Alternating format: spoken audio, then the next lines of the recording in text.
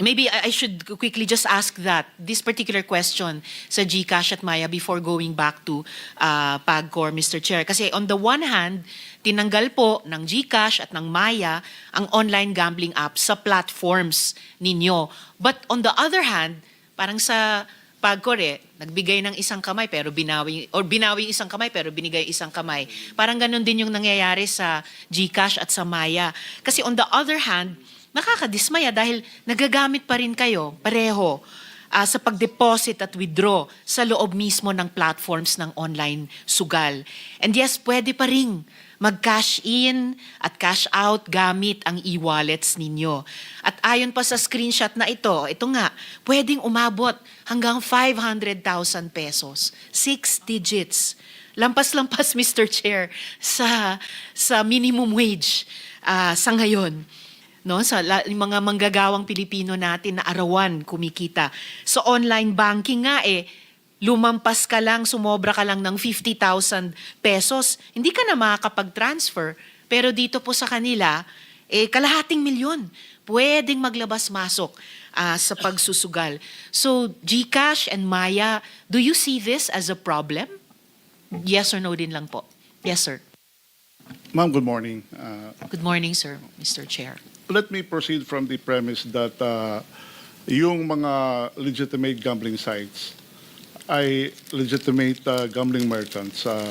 Hindi po namin pwedeng i-discriminate kasi Sir, actually at nasabi na rin po ito kanina ni na Chair, panipis ng panipis yung pag-distinguish namin between legal and illegal gambling sites kasi papunta talaga kami at least sa strict regulation, if not more, gaya ng sinabi ni Chair. So for now po, bago ko lang mabalikan yung PAGCOR within my time, just a yes or no po, do you see this as a problem na pwede pong magtaya ang isang kababayan natin ng hanggang 50,000 pesos sa online gambling gamit ang e-wallet ninyo?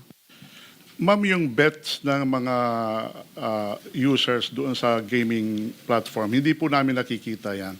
Pero yung sir, limits ng top-up or use ng e-wallet is within regulations. For yes, example. sir. So would you consider to be within strict regulation? Do you see as a problem na nakakabet ng kalahating milyon sa e-wallet ninyo para sa online gambling? Yes or no lang, sir, for now? Ma'am, wala pong betting na nangyayari sa platform namin. Doon po sa nangyayari yon sa... Yes, sir, of course po. Hindi naman kayo yung online gambling platform but you are the e-wallet na dun mismo ito, yung pinapakita ko po, pwedeng umabot ng 500,000 pesos, 10 times yung limit sa online banking. Times 10 po para sa online gambling. Is this a problem for you or it's not a problem for you para sa lipunan natin? That yung limits ng top-up transactions, may regulation po yan. For example, yung... Sir, it's okay. Please don't give me an example for now po kasi kailangan kong balikan ng PAGCOR within my time. I'm just sad to note, Mr. Chair, na hindi forthright, hindi makasagot ng simpleng yes or no. Could I ask Paymaya, do you see this as a problem na yung mga kababayan natin kahit yung mga arawang manggagawa ay kayang magtaya ng hanggang 500,000 pesos? Is it a problem or is it not a problem sa tingin ng Paymaya? Mr. Chair, we note the concerns raised by the senators regarding online gambling. However, we stress that we are a payments platform. And as far as we are concerned, we process hundreds of thousands of different merchants that are legal and authorized in accordance with the regulations set by a regulator. So both Paymaya and GCash can't answer with a simple yes or no na on the values level, hindi nyo nakikitang, if you could see kung gagamitin nila yung kalahating milyon para magsugal, would you see it as a problem or you still wouldn't care that it's a problem? Yun ang tinatanong ko po. May pakiramdam ba yung mga kumpanya ninyo if instead of using their hard-earned and saved money to pay for food, clothing, shelter, transportation, communication, basic needs, gagamitin nila for gambling? Is it not a problem? Or is it a problem? Or ano po ba? What we're looking for an answer, kung hindi po ninyo masagot na yes or no, mas gusto ko siguro marinig namin Senator Tiveros, pag-aaralan po namin. We will take a closer look because we're not. I know you're not prepared to answer that. I want an answer like, Pag-aaralan po namin kung kaya pong i-control. We'll be happy with that kung hindi niyo masagot yung yes or no ni Senator Ontiveros. For sure, Mr. Chair. To stress also, we advocate for the responsible use of our platform. So in line with that, if there is already abusive behavior that is happening using our platforms, that is behavior that, of course, we would want to curtail. So Mr. Chair, kasi salamat Mr. Chair, I'm less kind than the chair. Magwa one last try sana ako kung kaya nyo bang isipin kung problema ba ito or hindi. Even the fact na pag-aaralan ninyo, is it a problem or is it not? Or you're still unable to give a simple yes or no? Last try ko sa Paymaya. Madam Chair, not just for online gambling, but for any abusive use of our platform, we are against that. And we're in favor of measures that will curtail that kind of abusive behavior using our platform. Okay, Mr. Chair. Salamat. At least kahit pahirapan, medyo lumalapit ang Paymaya sa pagtingin sa online gambling kapag inaabuso siya as abusive behavior and something na tingin nila, if I'm not misinterpreting you, Sir Rada, something na dapat is-subject sa regulation or para lang sa akin lang po, Mr. Chair, strict regulation. On the premise given by Honorable Senator Riza Ontiveros, we recognize that there is a problem. But as Maya said, that any abusive or misuse of our payment system is suspended right away. Well, salamat Mr. Chair. Huli man at magaling, nasabi din ng Globe, ng GCash, nasabi din ng GCash na this is or this could be a problem. Balikan ko po yung mga e-wallet, so GCash and Paymaya. So kanina natigil ako dun sa, do you see this as a problem, no? Yung pwedeng magtaya ng hanggang kalahating milyong piso. So kung sakali, papayag po ba kayo na i-delink na din kayo o ipagbawal mag-cash in, ipagbawal mag-cash out sa mga online gambling apps? Yes, GCash, Mr. Chair. Ma'am, pag mayroon pong regulasyon na ganyan, kami ay may susunod po sa kautusan ng ating gobyerno. Salamat, Mr. Chair. And Paymaya? We will comply with the directives, Mr. Chair, of the BSP on this matter. So if they issue something related to this, we will follow. And if Congress passes a law to this effect? Absolutely, Mr. Chair. Thank you, Mr. Chair. So, backtrack lang ng konti. Kailan po nagsimula? Kailan nagsimula yung paglilink sa app ninyo ng online gambling? Paymaya? To the best of my knowledge, Mr. Chair, this was sometime in 2022. So 3 years ago. And GCash? More or less, Your Honor, the same 2022 po. So 2022. At kailan naman po nagsimula na pwedeng gamitin ang apps ninyo para mag-cash in at para mag-cash out sa online gambling? I believe, Mr. Chair, around the same time. So around the same time for Paymaya and then GCash. Around the same time, Your Honor. Okay, so around the same time. So mula sa simula, kompleto na yun. Pwede silang magtaya sa online gambling gamit ang e-wallets nyo. Pwede rin silang mag-cash in, cash out on. Nung magsimula, so 2022, na-link ang GCash at Paymaya sa eSugal, magkanong kinita? Mula nung 2022, magkanong kinita nyo sa online gambling? Isama na po natin yung placement fees sa app, pati na po transfer fees. Yes, GCash. To be honest, Your Honor, we don't have the exact figure right now, but we commit to submit it to the committee, Your Honor. Thank you. Would it be in the tens of billions of pesos? I am not sure, Your Honor. And Paymaya? The same, Mr. Chair, we can submit to the committee. We don't have the figures with us at the moment. Would it be in the magnitude of tens of billions of pesos? I would not know, Mr. Chair. So, Mr. Chair, we will await that submission from both Paymaya and GCash. And then, sirs, Mr. Chair, napansin po namin sa mga apps ninyo, mayroon, nabanggit ko rin po ito kanina, kaugnay ng PAGCOR, tsaka Bangko Sentral, mayroon na ring online lending sa apps ninyo. So, posible ba na yung i-cash in mo sa GCash or sa Paymaya para sa online gambling ay galing rin sa loan mo sa Paymaya at sa GCash? Posible po ba yon? Yes, GCash. Ma'am, yung GCash po, hindi po nagpapahiram o nagpapautang para apansugal ng mga customers. Ang disenyo po ng aming pagpapahiram ay towards the financial inclusion goal ng GCash para makatulungan yung nakakaraming Pilipino na kailangan ng assistance ng kagaya naming mga financial institutions. But of course po, dahil kumbaga in-house na, pareho yung makapagtaya sila sa online gambling and makapag-loan sila. Kumbaga, pwedeng one-stop shop na ang GCash o ang Paymaya para sa parehong actions ng subscriber nyo. Hindi po, Your Honor, kasi yung loan, hindi po part ng gaming journey. Wala po yun doon sa button ng gaming entity.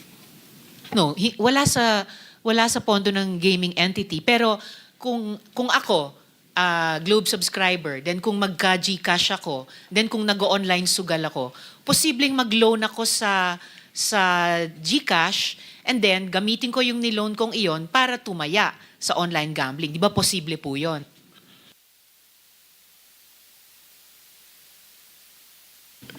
Yung produkto po namin, yung GSave, G-Credit at saka G-Gives, hindi po eligible yan for top-up transactions. Yung G-Loan naman ay diretso pumupunta sa wallet ng aming customers. And hindi po yan kaagad-agad na nabibigay o na-aprobahan yung application for G-Loan kasi may mga eligibility requirements po. Yes, sir. But kapag nag-G-loan ako, syempre makukumingle na yan sa pera na I have on hand bilang nag-G-loan. And then kahit nag-accumulate ako ng small loans every day kasi alam ko sa susunod na linggo susugal ako. So it is in the realm of the possible, di po ba? Ang niloan sa G-loan ay pwedeng itaya sa online sugal. Posible po yan. Yes, that's all I was nasa asking. control po Posible ng customer namin yan. Kaya lang yung disenyo po namin ay makatulong sa nakakaraming Pilipino. Yes, nasa control ng individual who must be aided by government and the private sector makaiwas dun sa harms ng online gambling. Sa Maya po, posible din po ba yon? Ang i-loan nila sa inyo ay maitaya din po nila sa online gambling? Mr. Chair, as a principle, we would not allow use of loan proceeds for online gambling, and to stress that online lending on our side is highly regulated by the BSP.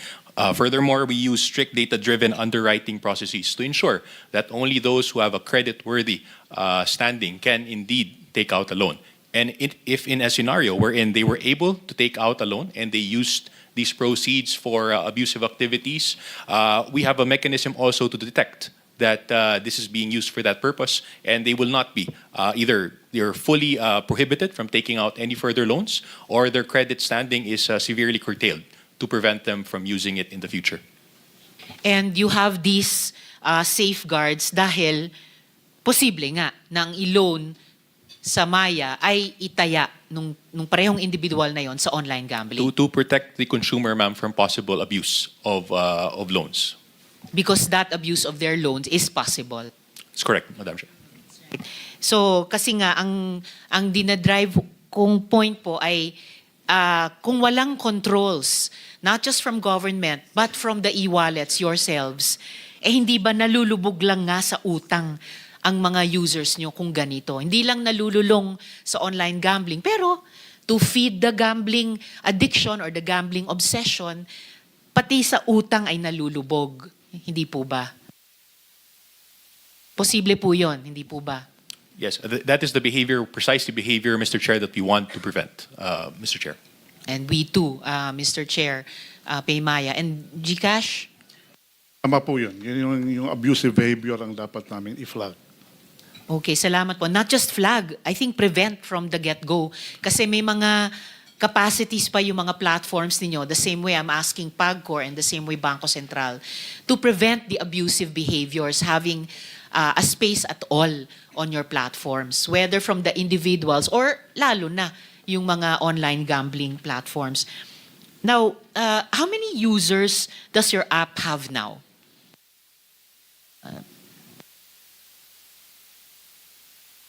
GCash?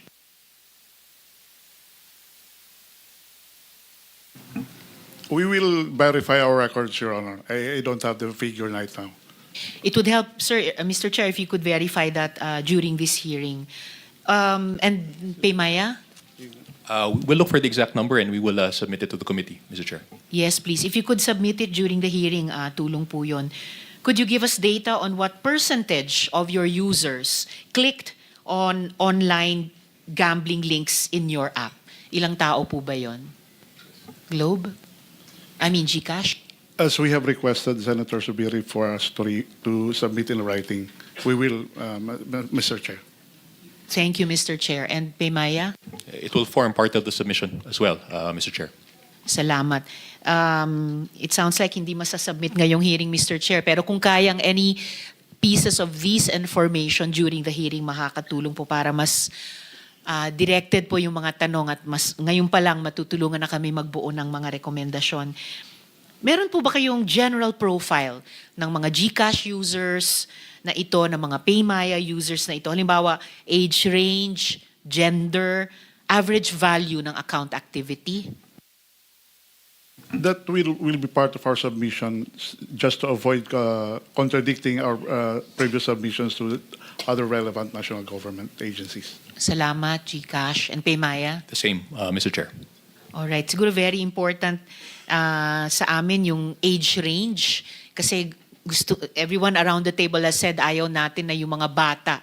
And they historically have been ay biniktima, nalulure na maging online gamblers. Saka yun ding average value ng account activity, lalo na't concerned po kami dun sa saan mapupunta yung kakarampot na ngang minimum wage na mga arawang manggagawang Pilipino kaugnay ng online gambling.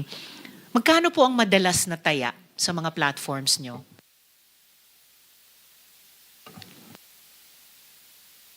Yes, GCash. We do not have visibility on kung magkano ang itinataya ng mga customers namin na naglalaro doon sa gaming platform. I'm beginning to think, Mr. Chair, na baka kailangan mag-develop ng technology for all the stakeholders na magkakaroon ng mas maraming compliances at accountabilities, bunga hopefully ng committee report ng aming komite to include the e-wallets having visibility on this. Paymaya? Mr. Chair, to reiterate, again, as a cash-in platform, we have no visibility over how much is used to play online gambling. The only visibility we have is how much is topped up.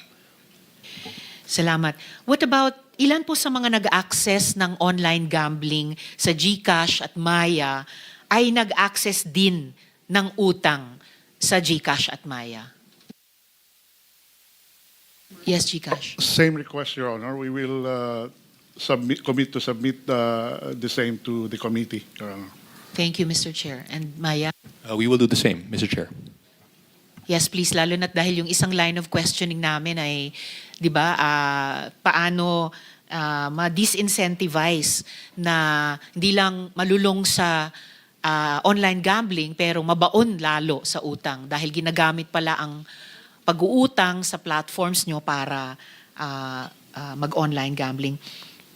Perhaps last question for the e-wallets in this hearing. Can you confirm if online gambling operators are registered as account holders in your app?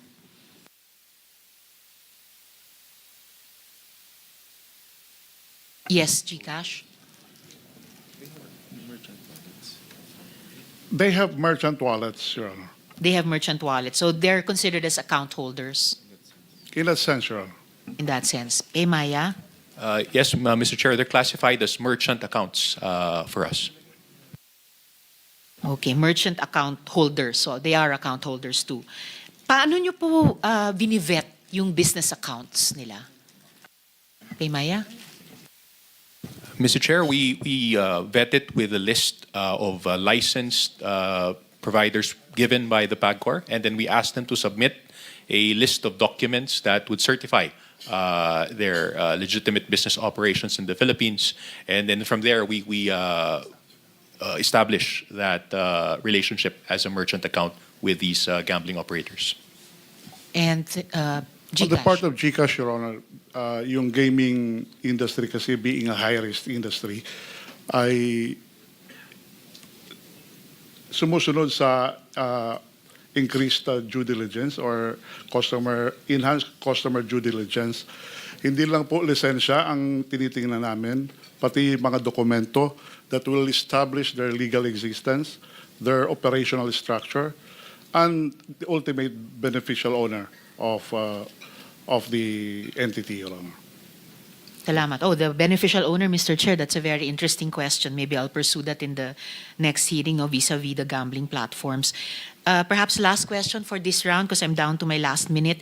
Tinanong na rin ito ni Chair kanina, but you may want to add to this, no? May reports po na kahit illegal online gambling, pwedeng gamitan ng GCash at Maya. Ano pong response nyo dyan, GCash? Just like what I said, GCash has zero tolerance sa illegal activities. So, meron ding pag meron kaming nakita na behavior na hindi sang-ayon sa risk profile ng customer, ay sinususpindi ho namin kaagad. And PayMaya. To reiterate, Mr. Chair, we take security very seriously as well as the abusive use of our logo and brand. So in 2024, as we shared previously, we were able to take down more than 200 of these illegal accounts and sites in coordination with our partners in law enforcement. So we will continue to do so as we see these illegal sites using our logo and brand. Salamat, Mr. Chair, and I look forward na bukod sa pag-take down sa mga so-called illegal sites, mag-cooperate yung mga e-wallets sa at the very least, mas mahigpit na regulation sa online gambling.